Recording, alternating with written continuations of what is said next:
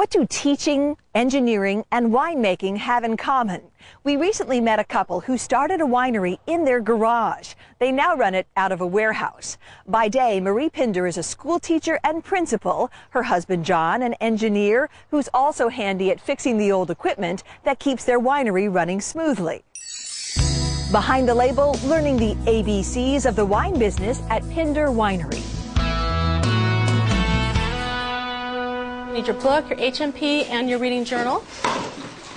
This is the real world that I work in every day, my real job. I can't get by. You've got to move. Do you see that? Look at it. Find it, Seldy. Usually I'm Mrs. Pinder. I'm a 5th grade teacher, but sometimes I'm Mrs. P. Mrs. P has a busy schedule. During the day, she teaches young minds. At night and on the weekends, she cares for wines. Today is bottling day. Marie Pinder and her husband John moonlight as winemakers. We started making wine at home probably about 10 years ago or so, maybe longer now. And we made wine in our garage.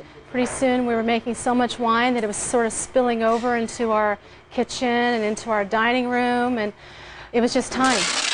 It dawned on the Pinders that they could sell their wine. They rented space in an industrial park, got a license, and voila, Pinder Winery was born. All the equipment that we had used at home came over here, but we had to expand a little bit. Although they've got more equipment now, Pinder's still a small operation. Like many wineries, their grapes come from elsewhere. We purchase all our grapes. I do not own any vineyard. What's more, they rely on friends and family to get things done. This is my handsome son, Adam. He's wiping bottles and getting them put into the cases. Although big wineries use automated bottling lines, Pinder does the low-cost alternative entirely by hand. These are the capsules, and then I have to push it into this little machine, and it wraps the capsule on the top of the bottle, just like that. Bob Pinder may be retired, but he's hardly taking it easy. Get labels on the cases before we get them mixed up with something. My father-in-law's very involved in the operation. He's always here. He works every Saturday with my husband.